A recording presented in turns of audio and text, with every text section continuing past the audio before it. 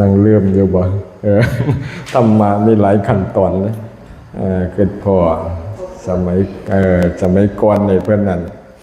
เป็นลงอาบน้ำนะสิงคารักมานพเนาะพอเป็นจังไหวนะก็เป็นจังไหวว่าตอนเจ้ากันดวงอาทิตย์ขึ้นไปอาบน้ำเด้อพุ่นน่ะแม่น้ำคงคา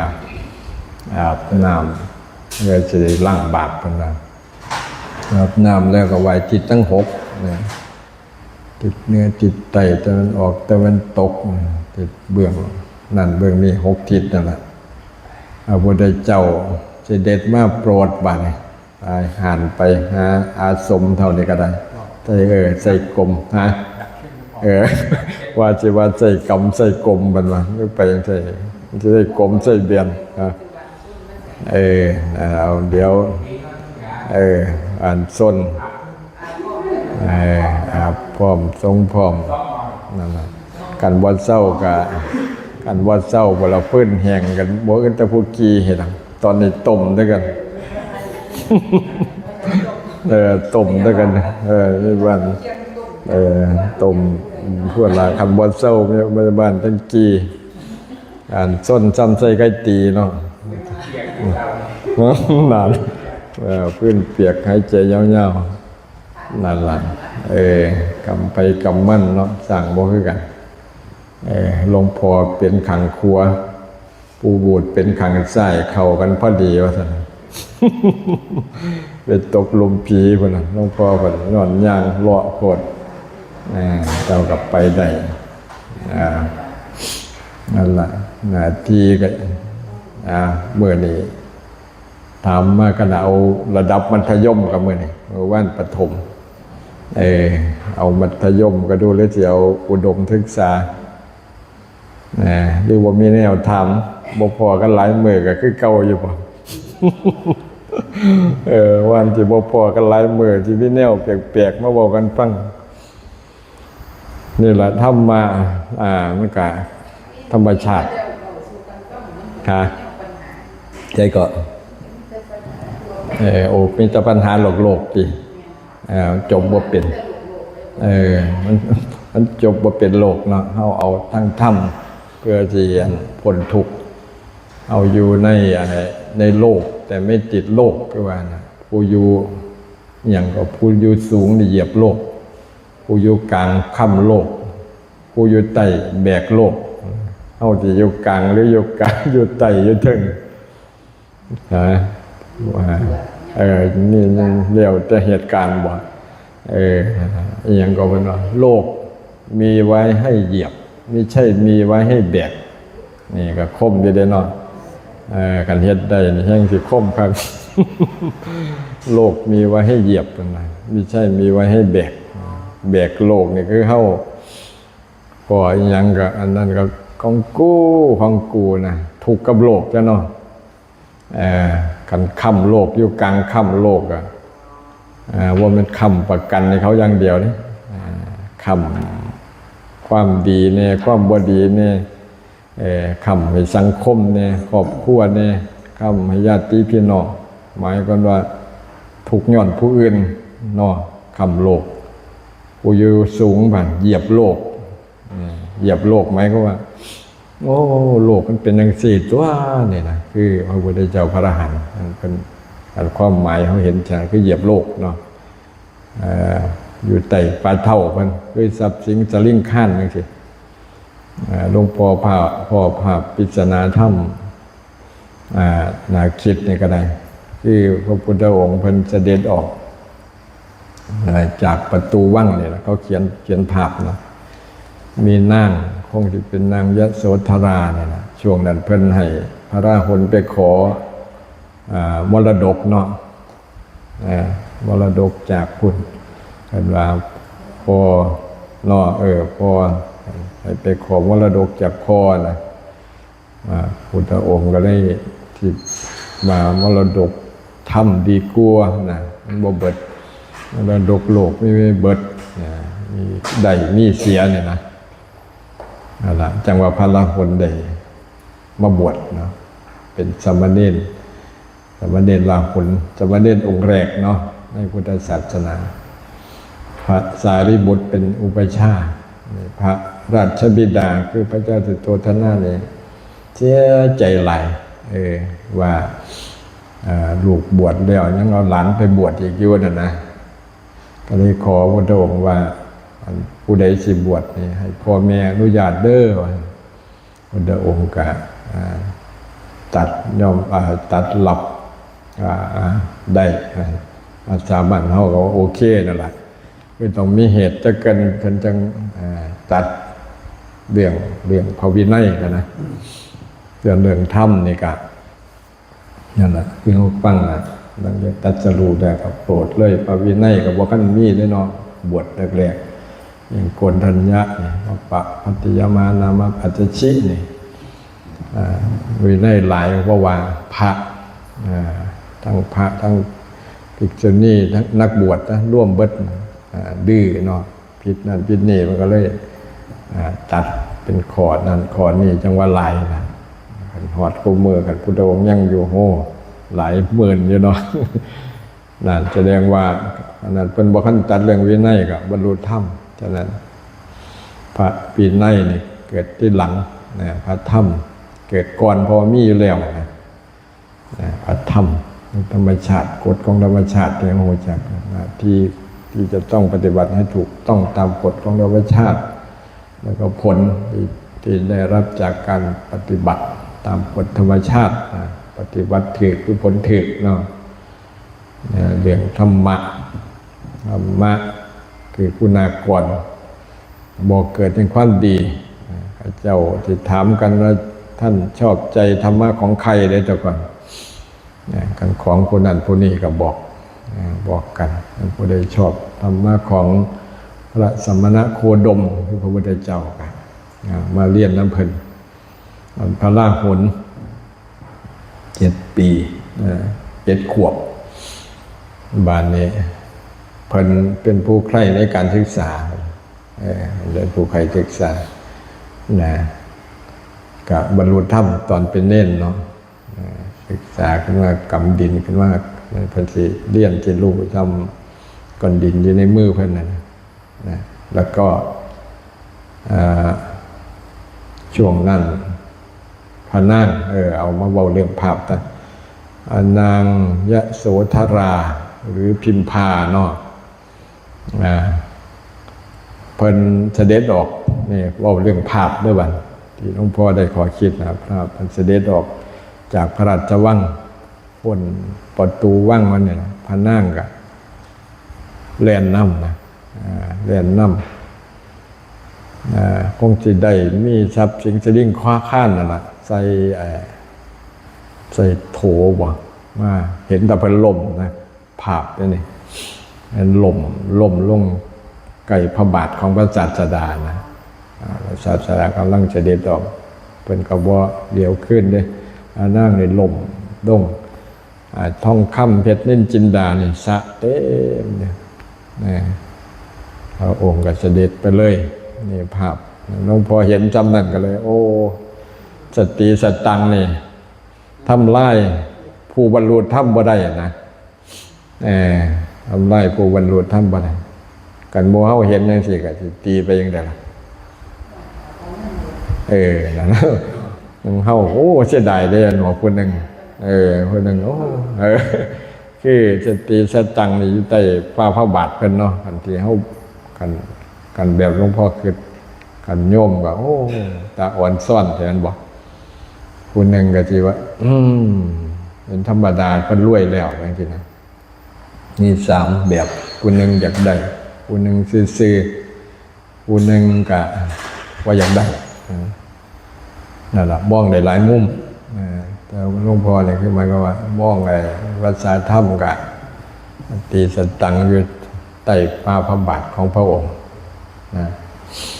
นี่เสด็จออกไปเลยนั่นพระราหุลกะ จังว่าได้บวชได้อริยทรัพย์จากพระองค์ทรัพย์ที่บวชสูญสลายนะคือศรัทธาทรัพย์เนาะศีลทรัพย์คือศีลทรัพย์คือศรัทธาทรัพย์คือหิริโอตหิริทรัพย์คือโอตตัปปะ ทรัพย์คือพหุสัจจะทรัพย์คือปัญญาอาจาคะทรัพย์คือปัญญาเป็นบ่อริยทรัพย์7ก็หมายคือ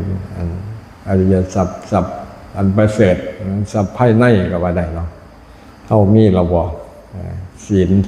เป็นทรัพย์กันครบ5ข้อก็แสดงว่าโจรปล้นบ่ได้เนาะไฟไหม้บ่เบิดน้ำท่วมก็บ่เสียลังมือกันได้สิแล้วเราขาดเนี่ยเสียเนี่ยไปเนาะเอาให้มันได้เต็มคูเต็มตาไปเฮาเดินทางไปปรโลกโลกหน้าต้องให้มันได้เต็มคูเต็มตาเนาะนี่ล่ะกันสิเขากินกับเป็นนายนิรยาบาลนะผู้คุมจันนรกนะเขาบ่ได้กินแต่ว่าคุ้มเขากินกอกลงไปใส่ไหลเปื่อยเหงากินเขากับเปื่อยเหงาขึ้นมาคือเก่ากินกับเปื่อยเหงานั่นนี่แหละยาบาลนี่กะเป่าจายุบบันกับอะไรเนาะผู้คุมจันนรกเป่าอยู่หันเราผู้ใดเจอเราเขากินผู้ใดยินดีในการทำผิดของเขาบ่ไปใส่ก็จะบ่ได้ไปก็เพราะว่าแม่นฮ้อนกับต้นเราเพราะว่ามีกรรมเนื่องกันซอยเน่อยู่หั่นสัตว์นรกซอยเน่ซอยข่อยเน่โอ้ยซอยบ่ได้เนาะเพราะกรรมไปกรรมมันแต่ข่อยก็มีกรรมอยู่หั่นจายมบันถ้าข่อยก็มีกรรมเจ้ามีกรรมในบ่ได้ตกนรกก็ว่าเฝ้ามื้อเจ้าแล้วท่านหากว่างผู้ขายผู้ยินดีซื้อเขากินนะผู้ขายกับแม่นผู้ซื้อเขากินกับแม่นยินดีในเขากินกับแม่นนี่จะว่าขอแลกได้นี่ขอขาสัตว์ด้วยกันเขาขางัวขาข้วยยังบ่ได้ขาแต่ว่ายินดีโอ้ได้ว่านอกกูตับหวานหรือว่าคันบ่เกิดดังสั่นก็โอ้ดีแล้วล่ะมันเกิดว่าเป็นอาหารเรื่องสิล่ะยินดีน้ำเขาว่าได้ขาหลักทรัพย์ว่าน่ะประพฤติผิดในกรรมว่าน่ะโกหกว่าน่ะแล้วก็สุราว่าน่ะนี่คือนายนิรยาบัตผู้หลักผู้ปาละแปลว่ารักษาเนาะรักษาบ่อยสันนรกมันหนีบอกคุ้มคือพวกเจ้าพวกคนคุกคุ้มก้นคุกนะบ่ติดบ่มีโทษในการมาติดคุกแต่ว่าหันได้คุ้มเขาอยู่หันกับซ้ำติดเด้อเนาะยังแต่ว่าบ่ได้ขังน้องก็ไปเทศอบรมเขาก็ไปติดน้ำเขาอยู่7 มื้อหวังดนว่าเป็น7 เดือนนะคือว่าเขาสิอยู่ในหัน7 ปี10 ปี20 ปีคนก็ตลอดชีวิตผู้คุ้มก็คุ้มอยู่หันโอ้เกิดพอนายนิรยาบัตข่อยซอยบ่ได้แล้วข่อยก็มีกรรมหยังเนาะข่อยยินดีนำบ่เจ้าตัวเพิ่นก็ได้ยินดีนำบ่เจ้าสิให้หมู่เจ้ากินตัวเพิ่นว่านั่นล่ะระวังหลวงพ่อก็นี่ล่ะกรรมเนื่องกันหลวงพ่อกับพิจารณาจากของกันเลยแต่ก่อนนี่เป็นบาร์เทนเดอร์นะคือผสมเหล่าคนจินแล้วนะเมื่อคืนพ่อตอนบวชตะกี้ก็บ่ได้คิดว่าจะเป็นอย่างแต่ของบ่เป็นแต่วันบริวารก็จังเวียนนะผู้ใดเป็นอุปชฌาย์เจ้าก็ยังว่าญาติทานอยู่เนาะได้แท้มันหัวมาแต่ปลายบอกว่าล้านวางเลยกันยังก่อนรีบมาแต่ต้นห่วงสิเมากับบ่มีแล้วนะเอาล้านวางเลยครับหัวมาแต่ไปบ่ล้านวางใดซุ่มบ่เฒ่าฮะมียังก่อนอย่าทานกันจนลืมข้าวเป็นรูปชายเขาจนลืมข้าวคือพอแต่เป็นสังฆลีเนาะหลวงปู่อยู่วัดตาหลวงพ่อท่าน ลูกศิษย์เท่าเอิญญาทานติย่อมาจากอย่างอัญญาญามาจากคำว่ารู้นะทานต้องที่ท่านผู้รู้บ่เลี้ยงเลยกันย้อนว่าสันนังญาติกรรมของญาติทานกรรมตัวก็ขย่าให้เขากินบ่หน่อยดิมันจะของเลี้ยนตอนเลี้ยนก็ได้กินอยู่เป็นบ้าแล้วเขาโดนเตือบอยู่วันนั้นจิ้มเบิ่งมันสิลดเตนหลังจากนั้นก็ขย่าเขากินขนาดบ่โดนเด่นเสียดกรรมตอนนั้นบริวารโอ้ยอยู่ไกลไปได้กับโหขามมาจากกาฬสินธุ์ก็มีบางปี101ยะโสอุบลขามมาหยังอยู่อุบลกับผู้อึดมองไปนั่นบริวารนั่นล่ะเฮาก็เป็นการเตือนเฮาละว่าเนาะเตือนว่าต่อไปอย่าให้เป็นอย่าให้มีอย่าให้มาพุทธมาเกิดอีกนะความหมายอย่างที่เทียบใส่ในนิยบานกันคือกรรมเนื่องกันเฮาก็ต้องเชื่อกรรมและผลของกรรมผู้ข้าเจ้าพ่อตาบัณฑิตพ่อตานักปราชญ์ก็คงที่ศึกษา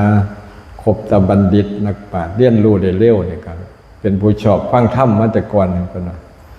ชอบฟังธรรมชอบศึกษาว่าพระแสดงธรรมอยู่ไสล่ะเนี่ยสวดสดับมักศึกษาธรรมะธรรมโมเนี่ยแหละเป็นผู้ใคร่ในการศึกษาบ้านเกิดมากกับทรงผลก็เรียกว่าอานิสงส์การผลของการทั้งความดีเป็นอานิสงส์ทรงผลมากได้ยินกันบรรลุเร็วได้ฟังกับเข้าใจง่ายนี่สินะทางเฮาเด้ง่ายอยู่บ่หรือยากแน่ง่ายแน่ก็ยอมรับเนาะอยากแน่ง่ายแน่ก็ยังดีอยู่ดอกเนาะยังไฟในการศึกษาอยู่นะคันปิดหูปิดตาแล้วโอ้ยตั้งนะโมเกินก็โอ้ง่วงนอนแล้วนะบ่คันได้จบก็เศร้าเถินแล้วนะบ่ได้ต้องเป็นผู้ใคร่ในการศึกษาคอย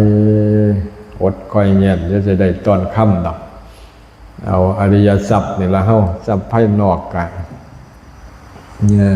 มีแน่บ่มีแน่ก็ยังพ่อนี่ดอกเลี้ยงอัตภาพได้ในชาตินี้บ่อัตขัดสนไปได้เนาะนะอริยทรัพย์คือทรัพย์คือศรัทธาในพุทธธรรมสงฆ์ที่ประกอบด้วยปัญญาเนี่ยคำว่าศรัทธาเนี่ยก็คันบ่มีปัญญาก็เสียหายคือกันเด้เขาไปเบิ่งอันลิเกหมอลำนี่ก็ศรัทธาเขาตัวจังไปเนาะนั่นศรัทธาในนั่นนี่ก็ไปหาตัวนั้นนั่นศรัทธาใกล้ตีก็ไปเล่นใกล้ตีน่ะนะนี่เขาศรัทธาในพุทธธรรมสงฆ์ศรัทธาแปลว่าความเชื่อความเหลื่อมใสเด้ต้องประกอบด้วยปัญญามันจังสิบ่เสียหลักเพิ่นว่าศรัทธาขาดปัญญาก็คือเฮ็ดให้งมง่ายเห็นอันใดก็ฟังอันใดก็เชื่อหลดอันใดก็อ่อนซ้อนหลดนั่นสินะศรัทธาศีลนี่ก็เป็นอริยทรัพย์คือกันศีลก็ได้ศีลอย่างน้อย5ข้อประกอบขาดแน่ได้แน่ก็พยายามเดือนหนึ่งมันได้หลายกว่าเก่า7 มื้อเพิ่มคำว่าหลายกว่าเก่ากลางเว้นบ่ครบกับกลางคืนบ่ได้ไปขายหยังก็เลยครบอยู่แล้วเนาะแต่ว่าท่านกลางคืนก็เลยแบบคนจิตตายนะเกินพาให้ศีลก็ย้อนว่ามันจิตตายก็ไปแต่มาท่านยากมันบอกเพราะว่าจังได๋ก็อันนี้บ่ได้เลยนอกจากทั้งใจทั้งกายเหตุบาปบ่ได้ทั้งวาจายังอยู่ด่าคนก็มีบ่วาจาว่าบ่ได้ทั้งใจคิดบ่ดีก็มีฉะนั้นสมาทานศีลก่อนตายพุ่นน่ะแต่ว่าประเภทนี้โบราณเพิ่นเอาบ่ได้ย่ำนึงเอาย่ำนึงเด้อประมาทย่ำปฐมวัยก็เอามัชฌิมวัยปัจฉิมวัยคือตอน สาวว่าไหวก็เอาตอนเฒ่าก็ยังว่าหมาดก็เอาตอนตายนะเอาให้ได้นะก่อนสิล่วงลับดับขันย่ำใดเฮาว่ามีเวลามีค่ากว่าหมู่ย่ำใดโอ้บ่ย่ำป่วยหนึ่งย่ำป่วยหนึ่งเวลาหนึ่งโอ้ใช่กว่าตอนมีชีวิตนี่เงินบ่ย่ำป่วยย่ำใดย่ำตกรถโอ้มาบ่ทันรถไปก่อนล่ะ นี่ก็เวลาจึงก็มีค่าเนาะย่ำป่วยมันจะว่าเป็นชีวิตก็มีค่านะโอ้กันบ่ประมาทคือตอนนั้นป่วยยังสิดีเนาะอีหยังก็บ่อยากได้อีหยังก็ให้อภัยเบิดนะตอนป่วยแบบติดตายเนี่ยตอนเป็นโควิดนี่ล่ะมันเป็นคู่ใหญ่แบบดีเลยไข้หวัดใหญ่มื้อนั้นเฮาก็ผ่านมาเบิดล่ะป่วยไข้ก็ได้ตอนป่วยตอนไข้ตอนกินข้าวบ่แซ่บก็ยังสิตายเร็วๆนั่นบ่อ่อนซ่อนหยังเนาะนั่นล่ะคือเห็นชีวิตมีค่าแล้วล่ะเห็นโทษเห็นภัยในวัฏสงสารมันยามกินข้าวแซ่บนอนหลับก็ประมาทอีกติ นี่เราเพิ่นว่าให้รักษาความดีเหมือนเกลือรักษาความเค็มนี่นะความดีคนพอเฮ็ดได้อยู่รักษาความดีตลอดรอดฟังได้ยากรักษาความบ่ประมาทให้ตลอดไปนี่ก็ยากนะบ่ประมาทชั่วคราวนี่ก็พอได้อยู่เนาะตอนเจ็บตอนป่วยตอนเจอปัญหาชีวิตอย่างนี้ความบ่ประมาทมันเป็นร้อยเท่าสร้างกันว่าสัตทวิบาทจตุบาทขึ้นมา4เท่า2เท่า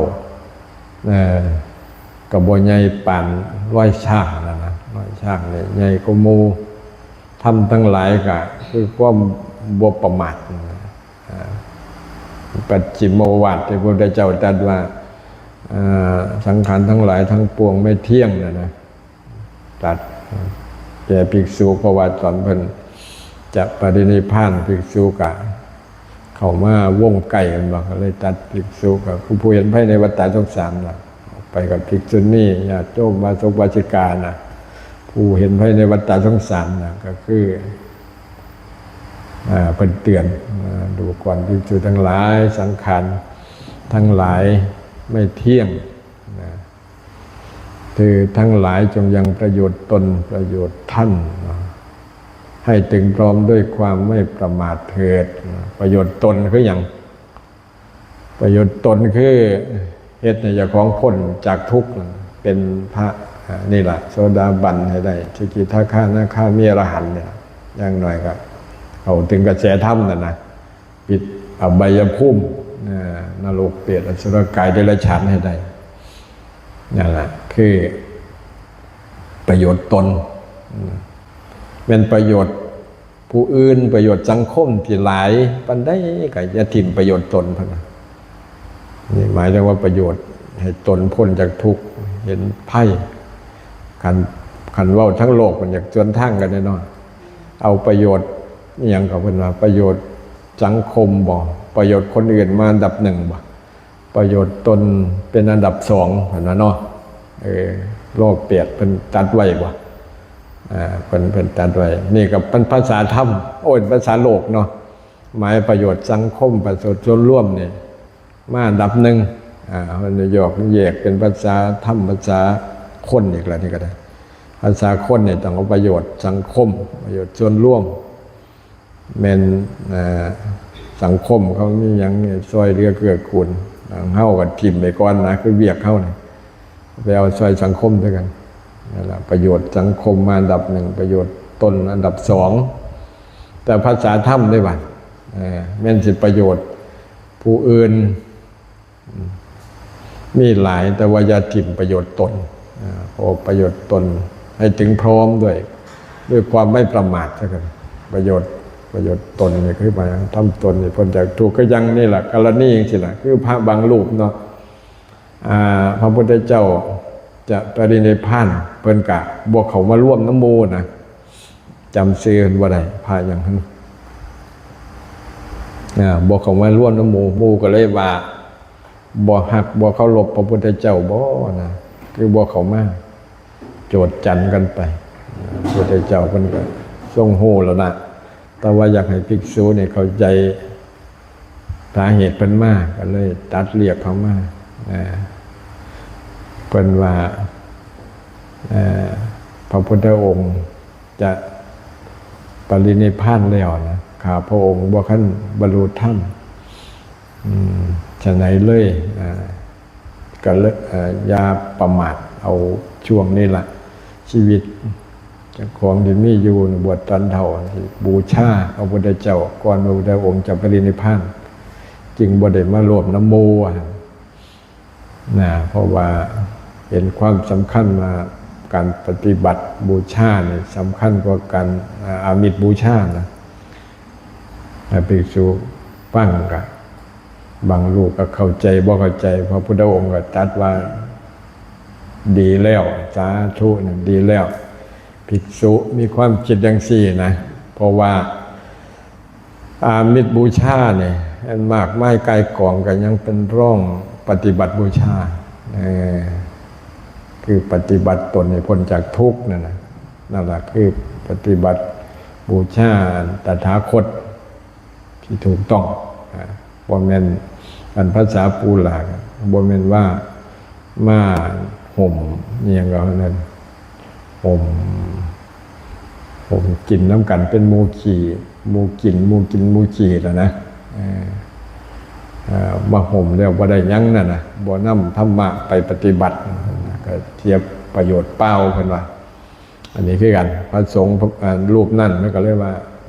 ปฏิบัติบูชาพระตถาคตเจ้าก่อนจะปรินิพพานพระองค์ก็เลยตรัสว่าถูกต้องแล้วดีแล้วเธอคิดอย่างดีแล้วเพราะการปฏิบัติบูชาเนี่ยเป็นการปฏิบัติที่สุภัทธะบอกประมาณนี้เนาะเป็นองค์สุดท้ายเนาะสาวกองค์สุดท้ายประมาณนี้ปฏิบัติบูชาพระพุทธเจ้าจนบรรลุธรรมเนาะเป็นสาวกองค์สุดท้ายนั่นแหละคือความหมายขยายคำว่าประโยชน์ตนให้ถึงพร้อมด้วยความไม่ประมาทเถิดถึงประโยชน์ผู้อื่นประโยชน์ผู้อื่นนี่จีคือมาร่วมแห่แหนเบนแต่กันนะแต่ว่าตัวเองยังมีกิเลสอยู่กันเอาตัวนี้มันสิ้นสุดด้วยกันสิย่อเขามากก็คือนี่แหละพระบวชมาเป็นบ่ล่ะหน้าที่คือเดินจงกรมนั่งสมาธิศึกษาพระธรรมนะในจากของจังซี่พ้นจากทุกข์ในวัฏสงสารบ่แม่นสิแย่กันไปกินบ้านนั่นแย่ไปกินบ้านนี่เดี๋ยวก็ประชุมนั่นประชุมนี่ก็บ่มาหรอกประโยชน์สังคมขันรูปนั่นเป็นกำลังทำความเพียรกันต้องสาธุได้เป็นบ่นั่นแหละความหมายอย่างผ่านไปที่บอกยังบันยังสงสัยว่าถามมาอริยทรัพย์บ่ต่อไปบ่ขอที่ใหญ่บันศรัทธาศีลฮิริโอตตัปปะร่วมด้วยกันก็ได้หรือจะแยกก็ได้ครบ7เนาะฮิริแปลว่าอายชั่วเนาะโอตตัปปะกลัวต่อบาปกันอายอันชั่วกลัวบาปเป็นธรรมโลกบัณฑ์เนาะหมายว่าธรรมที่คุ้มครองโลกนั่นว่าอายชั่วกลัวบาป2 ข้อเนี่ยก็เพียงพอเป็นว่าพุทธเจ้าคันอายชั่วกลัวบาปธรรมก็ทั้งหลายก็สิเกิดขึ้นโดยปริยายบาปที่รับที่แจ้งเราพระปาปัจจากรณังการไม่ทำบาปทั้งปวงนะบาปคือการเว้าบ่ดีคิดบ่ดีทั้งบ่ดีนะเบียดตัวเองผู้อื่นนะเนาะอายชั่วเหมือนเขาเห็นกลัวบาปก็เห็นอสรพิษบ่กลัวตัวความบ่ดีนะเหมือนที่เล็กหน่อยก็ถือว่าเป็นโทษเป็นภัย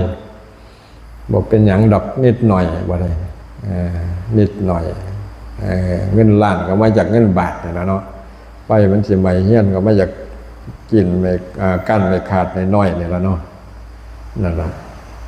พวก ตัวน้อยๆตัวจอเฮียนพังอะไรว่าเป็นหนังดอกนิดหน่อยนะนี่แหละอายชั่วกลัวบาปกลัวตัวบาปทุกชนิดอย่าประมาทว่าบาปนิดหน่อยแล้วกระทำอย่าประมาทว่าบุญเล็กน้อยแล้วไม่กระทำข้อที่ต่อไปนี่ก็เป็นอริยทรัพย์คือกันนี่เริ่มมาจากสองข้อพระโหสัจจะเป็นผู้ศึกษามากเนาะเรียนมากศึกษามากก็เป็นโอกาสเท่าใดฟังธรรมเข้าใจฟังธรรมเข้าใจเพราะว่าเรียนมากศึกษามากคำว่าเรียนในที่นี่ก็นอกระบบเนี่ยในระบบเนี่ยเนาะตามอัธยาศัยอังเฮาเนี่ยเรียนความพ้นทุกข์มันบ่ได้อ่านหนังสือยากแล้วว่าซื้อพระไตรปิฎกอ่านบ่ไหวแล้วผู้เฒ่า45เล่มชั่วสิอ่านในแต่ละเล่มโอ้จับเข้าก็ง่วงนอนนะอ่านนี่แล้ววันร่างกายกว้างศอกยาววาหนาคืบนี่ละวันเนาะย่อพระไตรปิฎกเขาว่านี่ปิฎกก็คือตะกร้าเนาะภาชนะกระบุงกันไตรก็คือ3ย่อคำว่ากายวาจาใจอ่านทางนอกบ่ไหวได้พระไตรปิฎกมันก็เขียนออกจากกายกว้างศอกยาววาหนาคืบเนี่ยมีสัญญาและใจเป็นหนังสือว่าความอดทนขันติโสรัจจะศีลสมาธิปัญญาออกจากตัวเฮามันบ่ตาหูจมูกลิ้นกายใจว่านั่นเฮาอ่านพระไตรปิฎกข้างนอกบ่ไหวก็อ่านพระไตรปิฎกข้างในนี่แหละเป็นพระไตรปิฎกแท้บ่แม่นเทียมตู้อีหยังก็เพิ่นว่าตู้หนังสือหรือว่าเครื่องมือสอนธรรมเทศนี่แหละเป็นธรรมะเทียมบ่ธรรมะแท้อยู่โตเฮานี่แหละพระไตรปิฎกก็ได้เนาะพระโหสัจจะซ้อมเบิ่งจากของนี่แหละเนาะอ่านตัวให้ออกบอกตัวให้ได้ใช้ตัวให้เป็นเห็นตัวให้ชัดแม่นบ่ฮู้อีหยังก็ให้ฮู้จักจากของนั่นน่ะถามไปฮู้บ่ฮู้ให้ฮู้จักจากของกับพ่อเนาะกันแบบ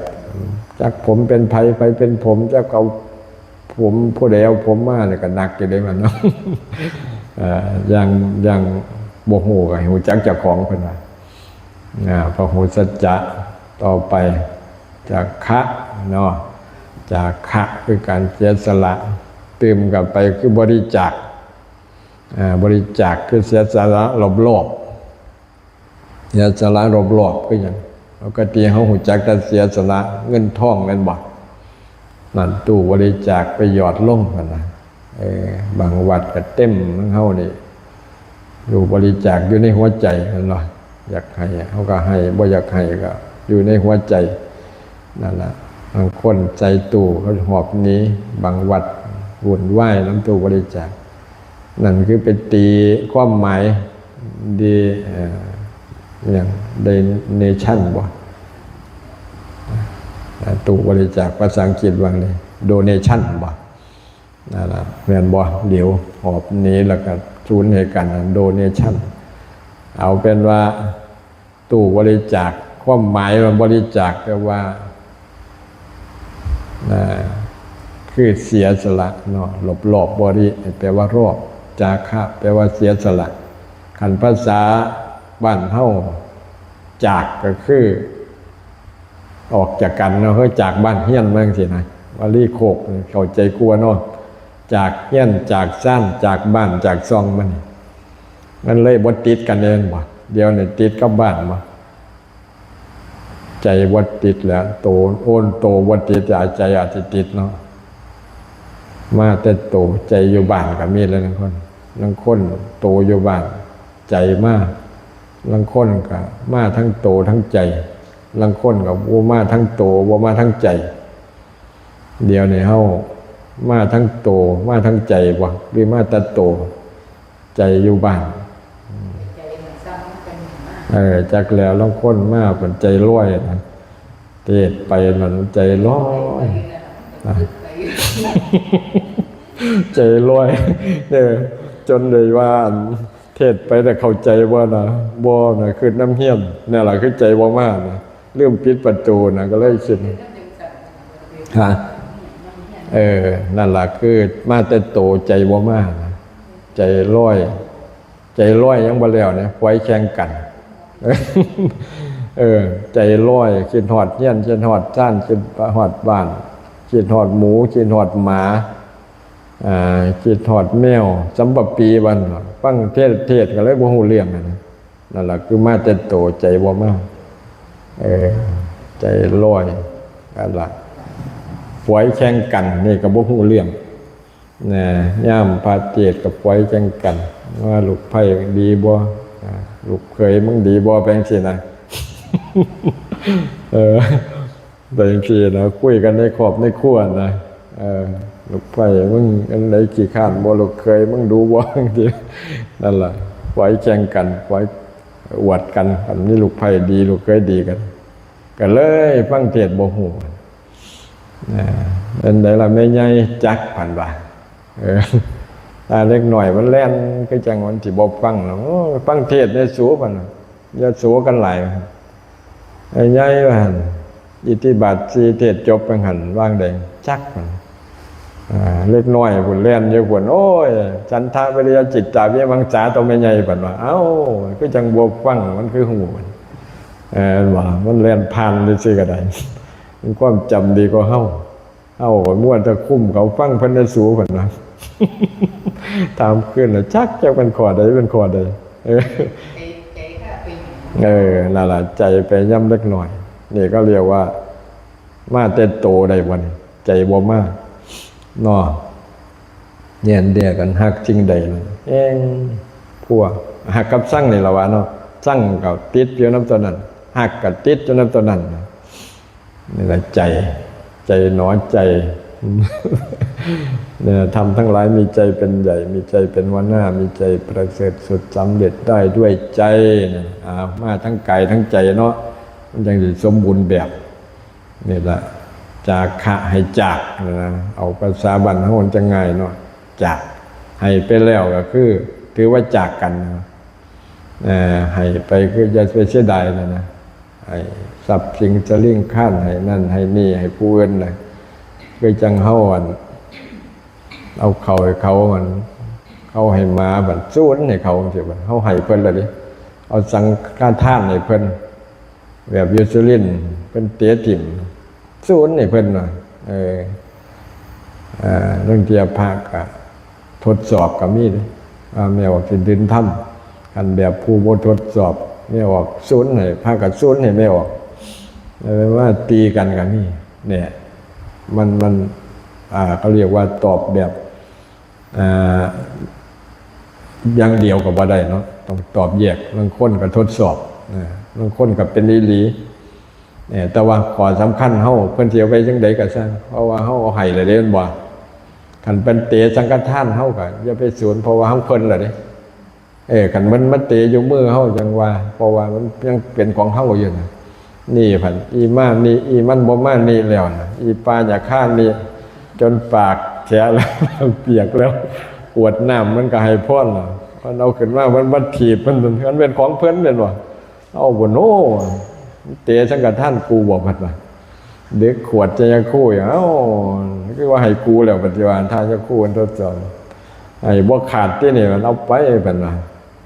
เอาไปสีกเบิ่งก่อนนี่ตะกองเป่าสังฆทานมันไปซื้อมาแถวบ้านนั่นล่ะแถวเขาเฮ็ดขายนะกองเทียนใหญ่ๆก็มีเล่มเดียวน้อยๆเขารออยู่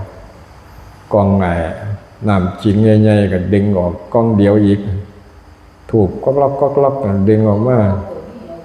กองเป่าก็มีไอ้ถังใหญ่ๆน่ะเขาเอิ้นว่าสังฆทานบ่ส่วนมากไปสืบสังฆทานจริงๆเป็นถังฆทานถังฆ่าท่านเนาะอันนั้นเต็มเลยถังผ้าท่านบ่เรื่องใดเปิดออกมันกองเหมือนเครื่องคุนึงมันกองเป่ายันบ่สูงเอาก็เอาขันก็ ขันพลาสติกเบี้ยวเนี่ยบ่เบี้ยวเนี่ยงุ่มเขาอีกงุ่มกองให้มันสูงขึ้นไว้อีกนะเข้าเบิ่งคือจังกองโจโกยังบ่ดึงออกผ้าสบงว่าค่าคืบนี่ว่านะแต่วงค่าคืบแต่ละห่อเนี่ยก็แบ่งอย่างละครึ่งนั่งอ่านกับเป่าเนาะอันนี้ผู้ใส่ว่าไว้ฟังเดี๋ยวบัดสิไปซื้อมีเลยบอกกันเลยว่าหลายว่าเขาก็อยากได้กำไรนะเขาเฮ็ดกันนะเอาอยากได้ก็เฮ็ดจังไดมันเกินไปนั่นว่าเอาโลดมันว่า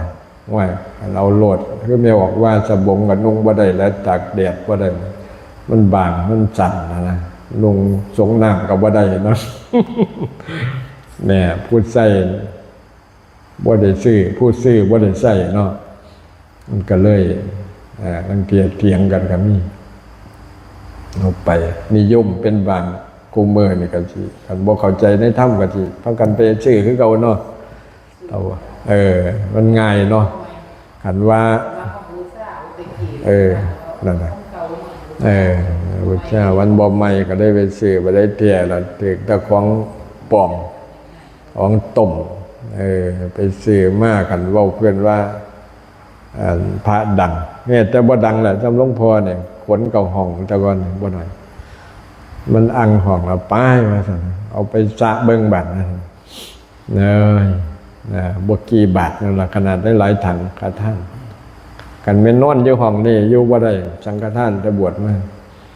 สังฆทานไล่เจ้าอาวาสหนีจากห้องบ่ได้นอนนั่นนี่มีบางวัดได้มากกันเข้าห้องอย่าของได้เข้าห้องเป็นเดือน2 เดือนจนว่าไอ้นุ่ม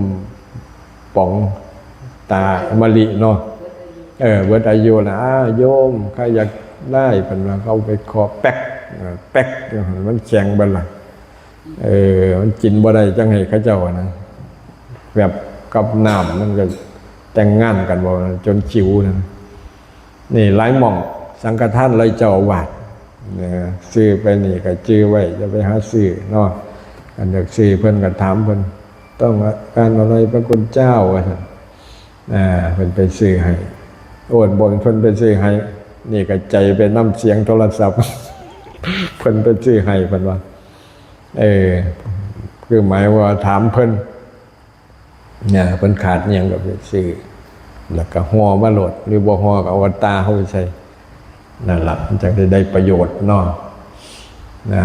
เว้าเรื่องบริจาคคือเหย้าให้มันจากกันดีๆเด้อให้ไปแล้วอย่าเสียดายภาษาปูคุ้นจะบอกก็ยังขี่ลงส่วมนี่มันให้ยังใจให้ยังได้จะได้บุญหลวงปู่ให้ก็ยังขี่ลงส่วมย่ามมันท้องอังหรือมันบ่สบายปวดท้อง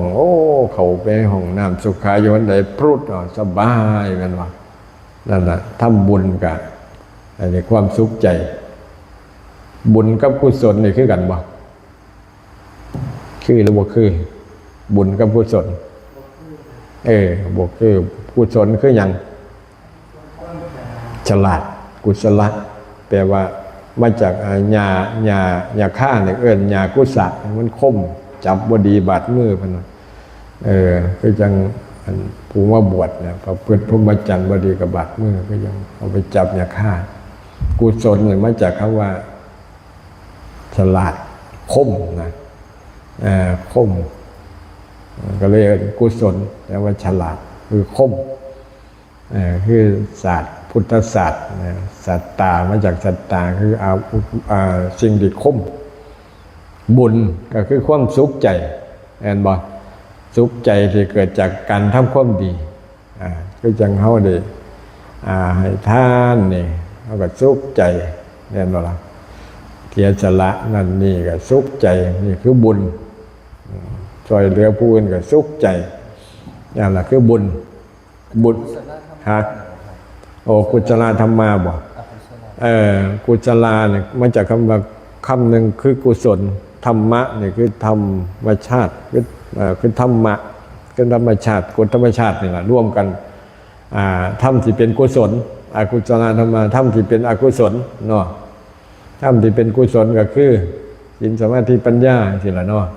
ที่เป็นอกุศลเด้โลภะโทสะโมหะจังซี่เนาะ นั่นแหละกุศลธรรมะกุศลตังมากุศลตังมาบ่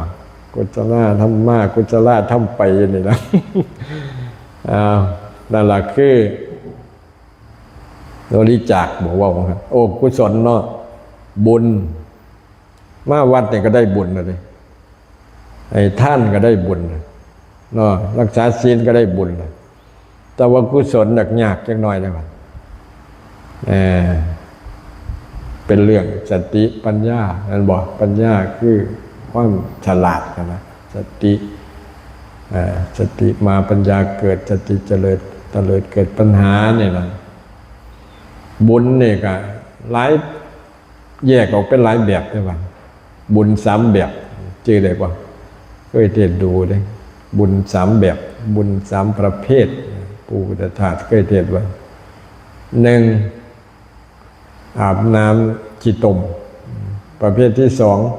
2ท่วนเทศดูได้นี่อาบว่าเป็นอาบน้ำมะพร้าวอาบน้ำหอมข้อที่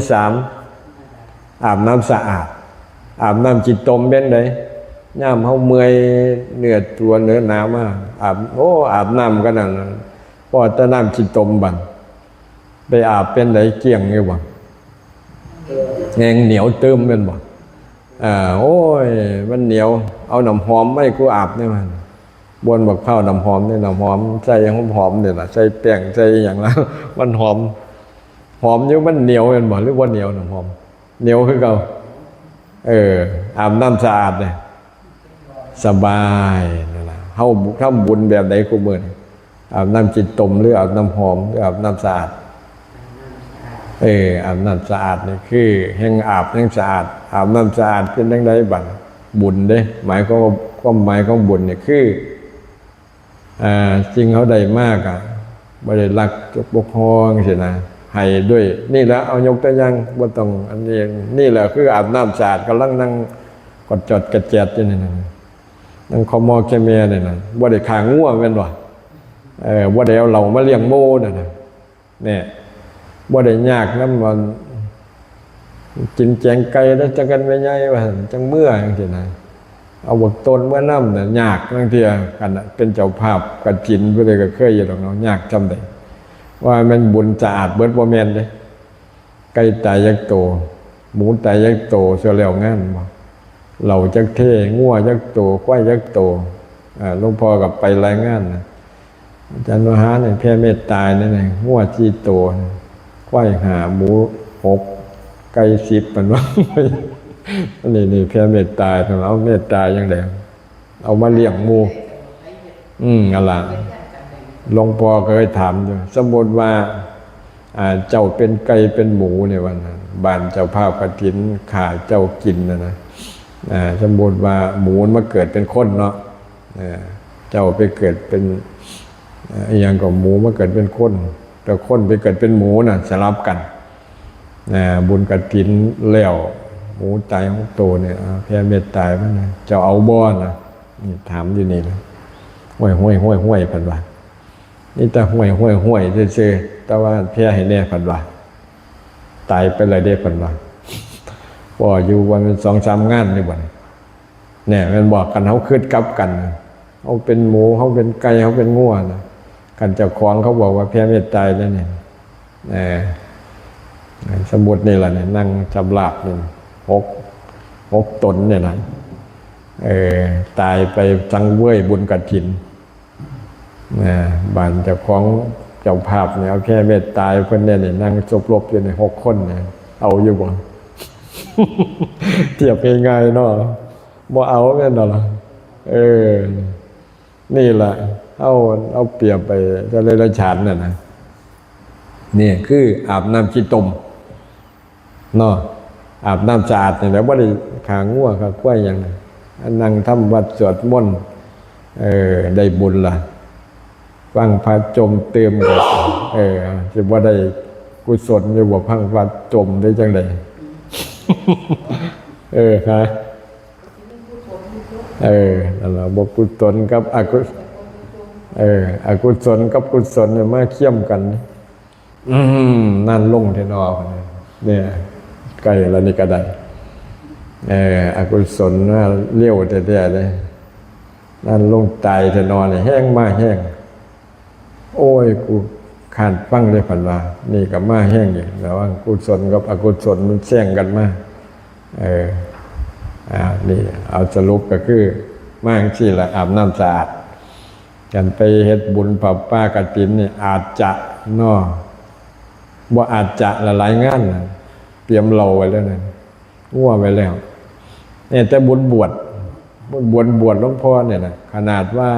ตัวเดียวสิพ่อกินนะขนาดบวชตามประเภทนี้นี่ขนาดไปรวมมันพวกน่ะถวายเป็นพระราชกุศล60 พรรษาพร้อมนะตาชื่อไปตัวนึงบานเด็กมากมันบ่พ่อไปเอาอีกว่ามันเด็กมากกว่าขาเลย2 ตัวบ่มันเด็กมากอยู่อีกตัวนึงเรียกว่านั่งไปตาเหลี่ยมเมายังบ่คันเบิดเลยนะ39 พรรษาล่ะมันตัวใหญ่กว่าตัวท่านบวชผู้ช่วยแล้วใหญ่กว่าตัวนั้นพี่อื่นลื่นตัวแรกวันแต่พ่อน้องบัวกับไปซองเบิ่งอยู่ดอกโอ้จังได๋นอว่าทำนั่นน่ะจังได๋นออยู่แต่ว่าอันนั่นน่ะก็เกิดวายอยู่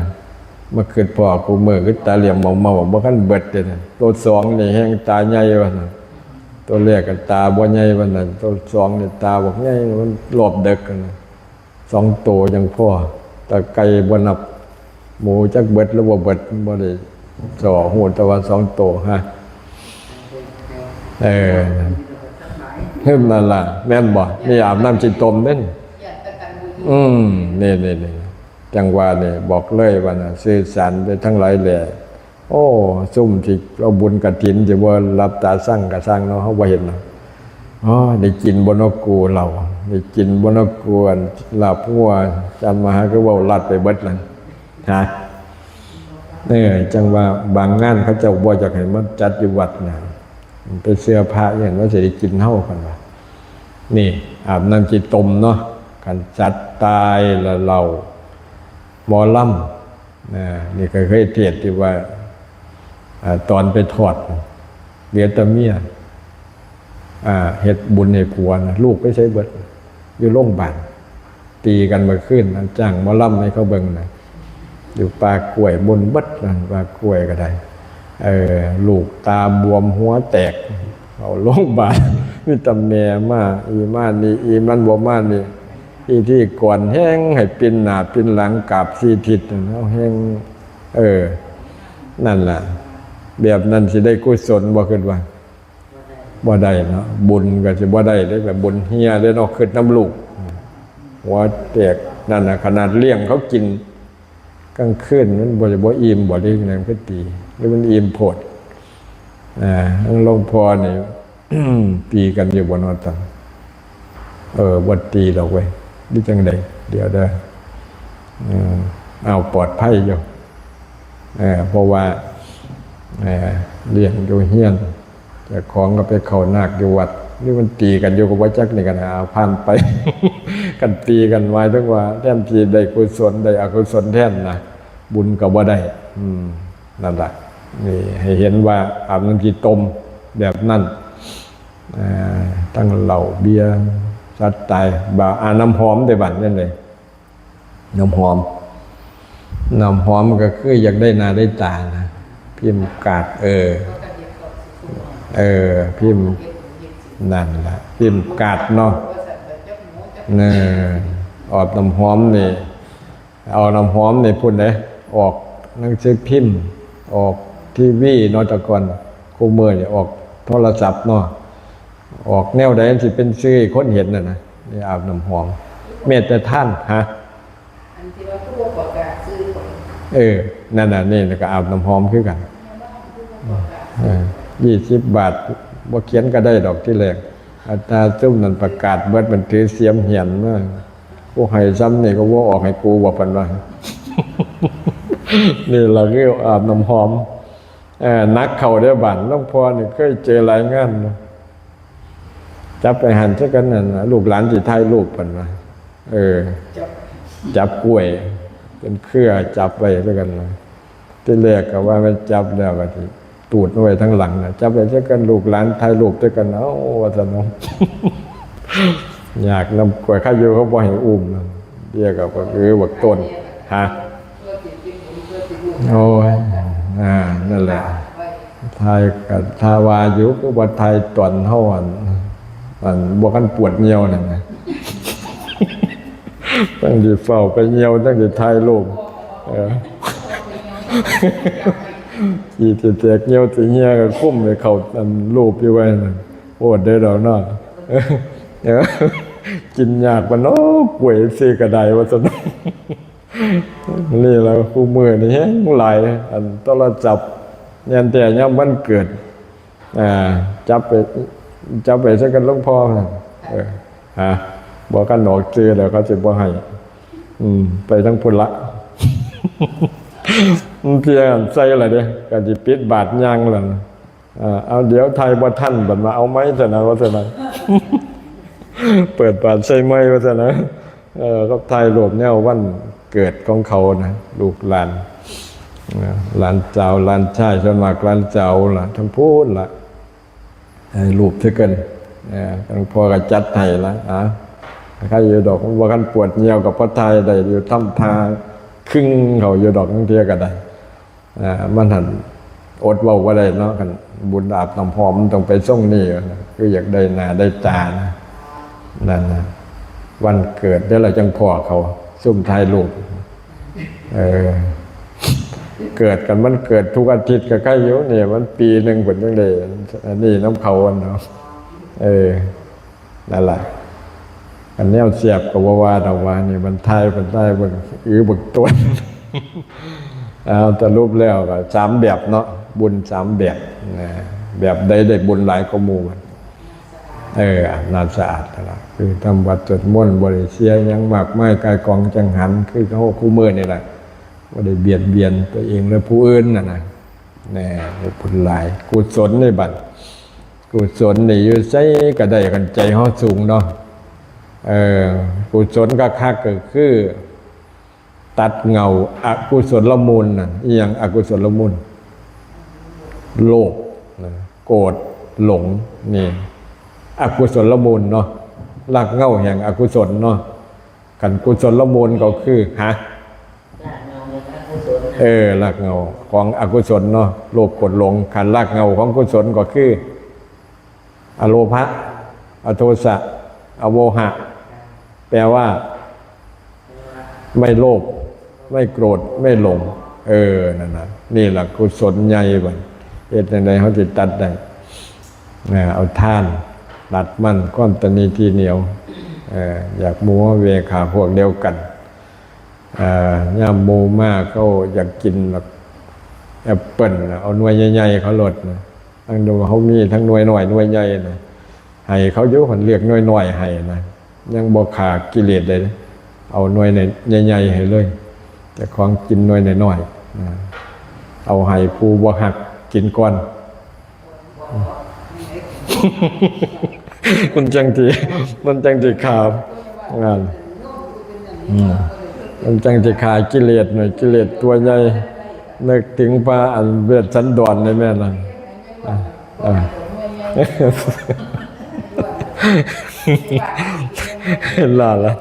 นั่นแหละกิเลสต้องตัดมันให้ได้ตัวนี้เอาหน่วยใหญ่ให้ก่อนหน่อยเขาจังกินจังที่กิเลสนะยังว่าจากนอกจากกันเลยบริจาคส่วนจาคะนี่นะสละนั่นแหละนั่นนี่แหละให้นึกถึงพระเวทสันดรเนาะทวนกระแสไปนี่ละเฮาโลภะอโทสะอโมหะเนาะนั่นแหละคือหลักเงาของกุศลเนาะนี่แหละทำบุญยังกะทำไล่โลภโกรธหลงนี่แหละเร่งไปท่านทำไล่โลภรักษาศีลทำไล่โกรธโทสะเจริญปัญญาทำไล่โมหะเนาะกูโมโหมึงละเด้เนี่ยแสดงว่าหลงเขาดิท่านแปลกับแปลกูหลงมึงละเด้กูโมโหมึงละเด้แต่หลงไงเนาะโมโหนี่ โมโหนี่พาโตตกตังพาโตตกต่ำนั่น นั่นล่ะที่เขาว่าบ่ตกต่ำในชีวิตเนาะโอ้ตกสูงบ่ตกต่ำคือบ่โมโหปัญญาตัวสุดท้ายเนี่ยข้าวเดียวปัญญาจากขาหลักปัญญาเนาะเป็นศัพท์อริยศัพท์ปัญญาเกิดจากการฟังการอ่านการเขียนนี่แหละเกิดจากคิดจินตามยปัญญาภาษาบาลีก็ได้สุตตมยปัญญาปัญญาเกิดจากการฟังการอ่านการเขียนแล้วก็จินตามยปัญญาเอาอ่านเอาฟังแล้วก็คิดมีเหตุผลวนอกันบ่มีก็ถิ่มไปมีก็คือมาพิจารณาเกิดปัญญาเลยเอานำไปปฏิบัติภาวนามยปัญญาโอ้มีเหตุมีผลศีลศรัทธาฮิริโอตตัปปะพหุสัจจะจาคะปัญญาคือเฮาต้องเฮ็ดให้ได้เป็นอริยทรัพย์พระพุทธเจ้าศรัทธาศีลเนาะแล้วก็ฮิริโอตตัปปะเนาะฮิริโอตตัปปะพหุสัจจะจาคะปัญญาครบบ่7จำได้บ่ล่ะครบได้แน่ว่าได้แน่เนี่ยเนาะ ตัวปัญญาเนี่ยตัวสุดท้ายภาวนามยปัญญานั่นจำได้แน่ว่าได้แน่นะสอนอะไรหน้าถ้าฟังจำนี่กับพ่อใจว่าเลยเนาะ ตัวปัญญาเนี่ยตัวที่มันโจรปลดบ่ได้คือภาวนามยปัญญานอนหลับกับว่าเจียตื่นกับว่าเจียเพราะว่ามันลงใจเลยเด้แบบว่าเขาเห็นโทษเห็นภัยในวัฏฏะสงสารเห็นโทษเห็นภัยในโลภโกรธหลงกิเลสนั่นแหละเป็นเหตุให้เขาเกิดความทุกข์นะเกิดปัญญาที่พระพุทธเจ้าตรัสนั่นคืออริยสัจสี่ยังก็บ่นี่แหละส่วนมากมีแต่จินตามยปัญญากับสุตตะต่อปัญญาภาวนาเนี่ยหายากภาวนามยปัญญาคือหมายว่าปัญญาที่เฮาแจ้งในใจนะปัญญาจากการปฏิบัติจังซี่นะบ่แม่นสัญญาปัญญาจากคือจังเฮาเห็นนั่นโทษคือจังเฮาตึกแห่มางมจับขึ้นมาไล่ตำไทยแต่บ่คันได้เหมือนตาเด้โมว่างูเท่ากันฟังอยู่ก็ขึ้นว่าบอกขั้นได้เห็นคักนะว่าเลี้ยวตาขึ้นเมื่อนตาขึ้นบ่ได้บอกว่าทิมดอกมันจักไปใส่แล้วไผลบท่านกับท่านปึ๊ดไปเลยนะนั่นแหละคือปัญญาแต่เขาเห็นโทษจนบ่กล้ายึดมันถือมันนะปัญญาที่พุทธเจ้าว่าทุกข์สมุทัยนิโรธมรรคนี่แหละคือเห็นทุกข์จนว่าบ่อยากมาเกิดอีกเห็นไพ่เห็นไฟนะไพ่ก็ได้ในวัฏฏะสงสารของเกิดใจเจ็บตายจนว่าบ่อยากมาเกิดใจเจ็บตายอีกนะเห็นโทษเห็นไพ่ซ้ำเห็นงูนะบ่ต้องว่างงูหรอกตอนบ่เห็นเนี่ยยังกำอยู่มันบ่วันเอียนเดี๋ยวนี้ก็ยังอยากได้อยากดีอยากเด่นอยากดังอยู่อยากรวยอยากสวยอยากโก้อยากแจ๋วอยู่นั่นพอโหว่าโอ้นั่นแหละด้วยก็ด้วยไปตายง่ามก็ง่ามไปตายเขาเห็นกันว่านี่นะมื่นตาขึ้นนี่นะตัวเห็นถ้ำไล่ถ้ำไทยต่างนั้นกำตัวอยู่บ่งวยโตไผโตมั่นแล้วมันเนี่ยอะไรไม่ได้ไก่โตเขาก็วิ่งเลยนั่นแหละปัญญาที่แท้จริงวิชาเนาะวิชาอุทธปาธิบ่ปัญญาอุทธปาธิมองนี่แหละเนาะอาโลโกทัปปาธินะแสงสว่างเกิดขึ้นแล้วนั่นแหละเห็นบ่บันเห็นไพ่บ่เห็นไพ่นี่เกิดใจเจ็บตายจบจะนอบันนี่ก็เห็นไพ่ก็กันเห็นไพ่แนวสิแตกก็ทุกข์แล้วมันต้องเอวังโหตุเป็นพรของพระปัจเจกพุทธเจ้าว่าอะไรก็รู้หมดแล้วให้ทำเอาเถิดนะเอวังโหตุจงสมปรารถนาทุกประการเถิดนั่นแหละ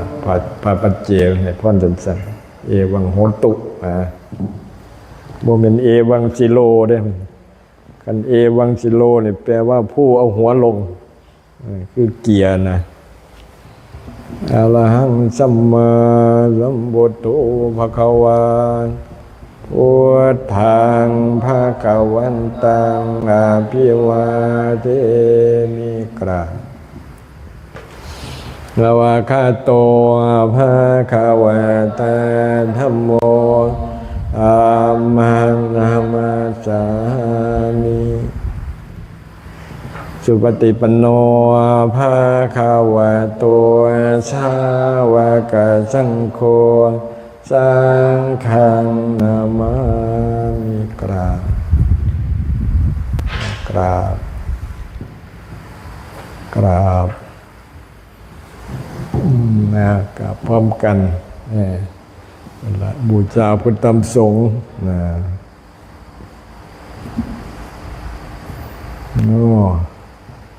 ให้ใครก็เทียดให้เกียรติฟังได้เด้อจังใดก็ได้ เทียดเลยเกียรติฟังเหมือนกันเด็กก็ดีเมื่อนี้ก็เทียดให้คนฟังขอเวลาโนกบ่ได้คือเกียรติเนาะคนนี่เนาะคนก็เลยฟังก็ดอกเนาะเกียรติในนะเจียงเกียรติแห่งกวนเนาะไอ้เกียรติฟังขอเวลานอกอยู่นั่นเหี่ยวก็เลิกเกียรติก็ว่าอยู่นะคนนี่บ่ได้แล้วจบแล้วจบเลยมื้ออื่นพอกันใหม่หายใจยาวๆเนาะดิวหายใจยาวๆไว้ไก่ออกพรรษาก็หายใจยาวๆจังใดก็ได้โอ้ปีนี้ตักบาตรเทโวว่าแม่นสิ3-4บ้านบ่ปีห้วยคำก้าวน้องสลาห้วยแก้งโนนใหญ่ได้ยินครูบาจิว่าน้องสลาพร้อมมาคำก้าวเฮาล่ะเห็นบ่1 คำ